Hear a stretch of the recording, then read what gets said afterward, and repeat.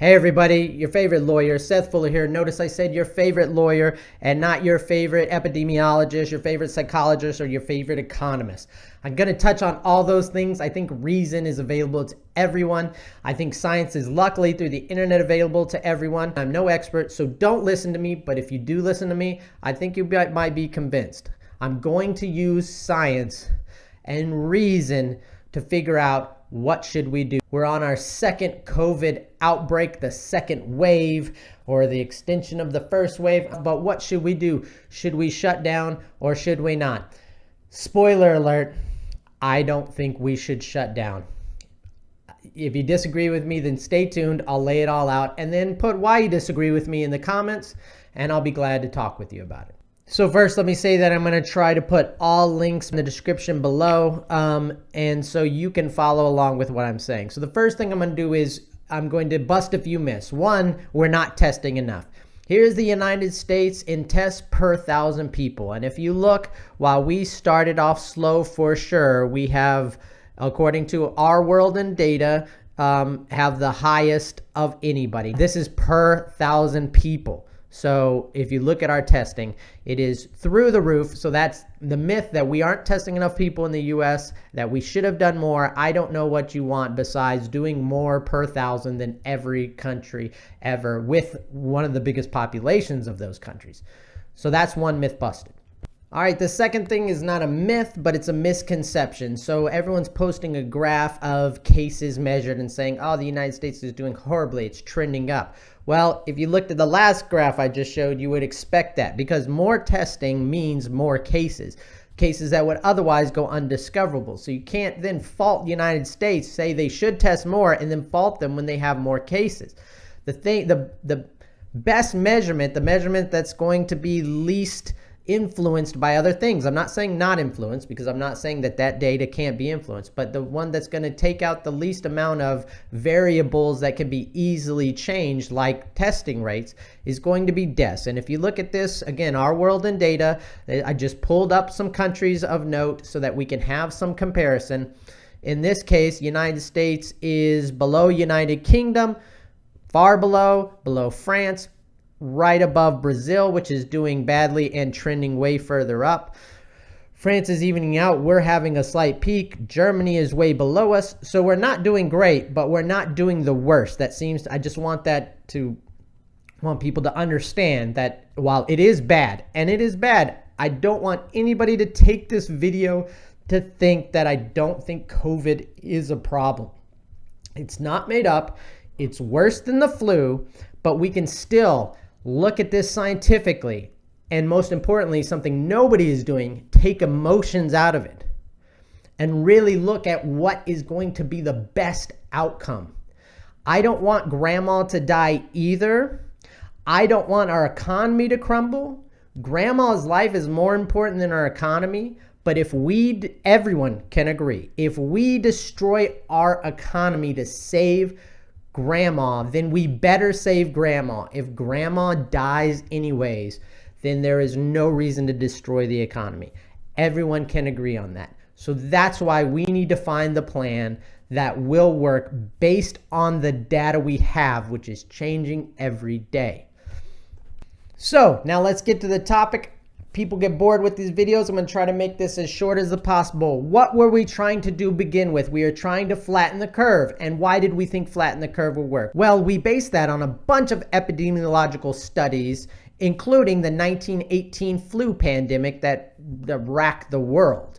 And we have data from that has since been analyzed, and we can put that together and figure out what the best result would be, assuming that COVID-19 is like the 1918 flu pandemic. So we did that, and we called it flattening the curve. So flattening the curve was developed based on these models. Basically, we looked at all the cities that had been affected by the 1980 flu pandemic. We graphed out their deaths and their disease and their occurrence rates, and we figured out which cities did what kind of social distancing, and then we tried to figure out what the best social distancing was. Now, no one social distancing worked, but all of them together could reduce death rates by up to 20%. Now, again, it's really hard to compare it. These are all overall comparisons. Some cities that did lots of social distancing still didn't do well, and some cities that did no social distancing did better than those cities. So it was a mixed bag, but we can learn from that and take general principles of it, and that general principle was flattening the curve. This is what we are trying to do by keeping the levels of hospitalization below levels that we can take care of, below the threshold by which we don't have enough nurses or don't have enough doctors or don't have enough hospital beds. If we keep the curve below that, then we can save lives because those people are more likely to live because they're getting care, and you'll see less people die overall. That's up to 20% according to this study. So we use the flattening the curve, and we've done a pretty good job so far. However, we are now reaching a second wave and wondering what to do. Well, here's the problem. When you compare those two curves, all of these curves are based on permanent antibodies. In fact, the 1980 flu antibody can still be found in people who are alive recently or alive today. They found people 80 years old or older who still had the 1980 flu antibody. So all of our data, all of our planning was based on the COVID-19 having a similar thing, but we never knew.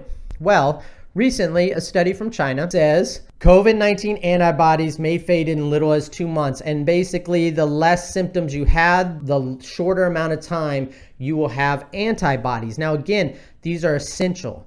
Antibodies is what we need in order to naturally fight the virus. Any hope of a vaccine is going to be based on us producing antibodies. Whether we'll have to take that vaccine once or every 2 months remains to be seen. But in the meantime, we don't have a vaccine. We don't have one coming anytime short. And we're at a place where we have to decide whether to shut things down or whether to go the opposite way. And almost everybody seems agreed to shut things down. But is that the best way? Well, we're going to go back to how to flatten the curve. So when we look at these studies about flattening the curve, this is what we're talking about. So if you look here, here's 6 different cities. I picked these because one has a high spike and several have a low spike, but these are all around the same death rates. What does that mean? Well, Baltimore here had a high spike. If you look, the tan squares is how long social distancing was enacted. So if you look, Baltimore didn't enact social distancing until they were higher than everybody else, and they spiked and then went down. As opposed to Kansas City over here is a city with lots of social distancing done. They did flatten that curve. Look how flat that curve was. But they had a second when people, again, just like now, got tired of being inside and being cooped up and not being social. They bucked the social distancing, and you had a second wave here.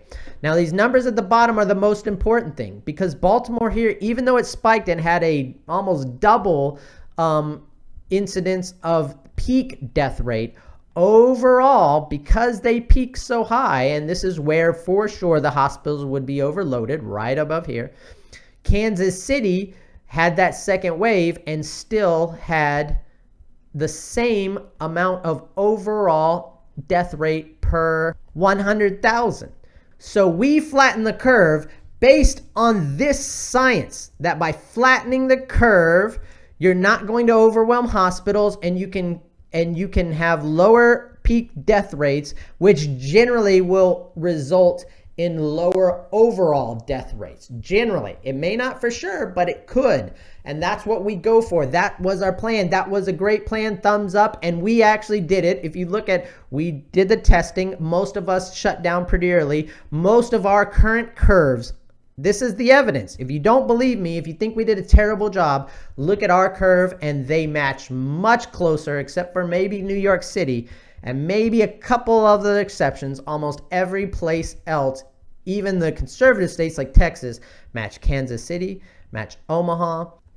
So what does that tell us? We want to flatten the curve. However, If you go back to this article that says this study that says in 2 months antibodies may fade. When you look at these time periods, those other graphs I show you didn't have the time periods. This one is more detailed and it does. When you look at the time periods, this is a problem because if after 2 months people start getting it again, then you won't have Baltimore here that had essentially no second wave but a high peak. And you see that because they reached herd immunity. If we are going to flatten the curve, and then that flattening extends it out longer than 8 weeks, which we know it already has. Even if we go down to the lowest of the low Minneapolis, this last part is because of antibodies. It was herd immunity. That's what happened. We reached herd immunity in these cases. But if Minneapolis continues on and never flattens out, and this wave here continues going on and on and on because it takes longer than 8 weeks to end the pandemic, then this will go on forever. It will look like a never-ending wave function because the people who don't show symptoms are going to keep getting it and they're going to be passing it on over and over and over again until we all die, we develop an antibody that lasts, or we just live with this forever like some like cats live with feline immunodeficiency virus forever. So what does that mean? Well, that means if you assume that this is correct, we have 2 things that we can do. We can keep it low like Minneapolis here forever until we find a vaccination that works. Or we can peak it like Philadelphia here, have us reach herd immunity within that 8-week period, open up the hospitals, quarantine anybody who is vulnerable or who just feels vulnerable. They can actually quarantine and be supported. They can receive the government support while everyone else goes back to work, and we have the biggest 4th of July party ever. Okay? And that's not based on me not wanting to be cooped up inside. I'm fine with it. I'm privileged enough that I can stay inside for a prolonged period of time.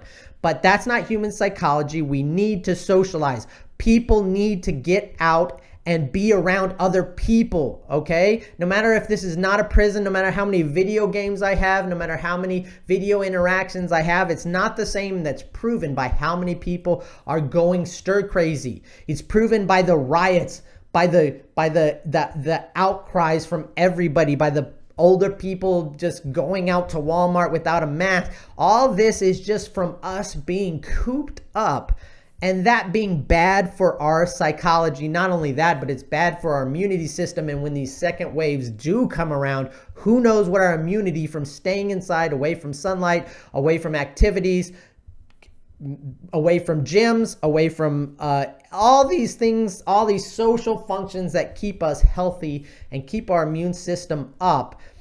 We haven't had any of that. Not to mention our economy that cannot last no matter what you think about how much money people have.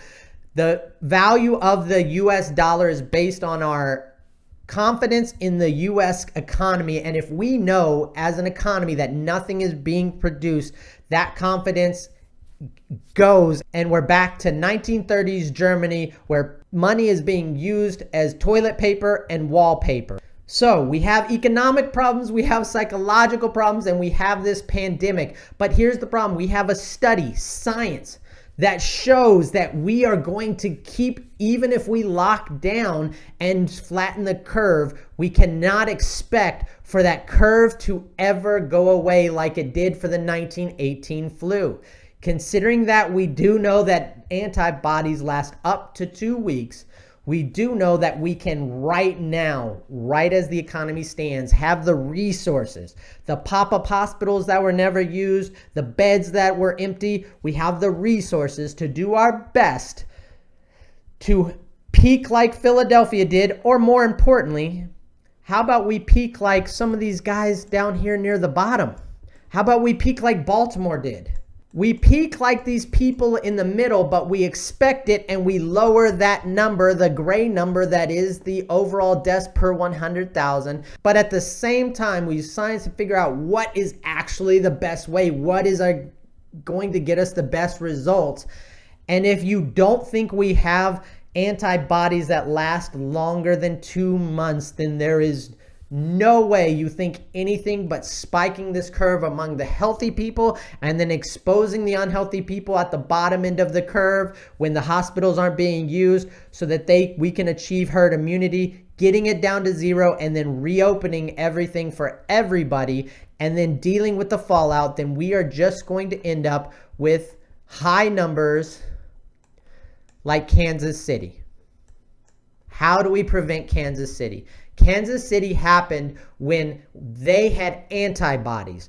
Kansas City, that wave is going to just keep going and going and going if we don't develop antibodies, and the science shows that we might not until we reach a vaccine. When we reach a vaccine, all this goes down. In the meantime, are we going to have a Kansas City or are we going to have a Philadelphia? If we can have a Philadelphia, then we can get the number, or if we can have even better, a Baltimore, and get the numbers down to an acceptable level that would happen with a second wave, then we can eliminate the virus for long enough before the second wave comes back, before people from other places travel in, before the infection travels around the globe like it did in 1918 and reaches us back. And the hope is by the time it reaches us back that we will be able to have a vaccine that everybody can take. Thank you for listening. I'm going to try to edit this down to as short as possible. It's a lot of information. I'm not an epidemiologist, but if you have any questions, any comments where I'm wrong, maybe I'm seeing something. I've been wrong before.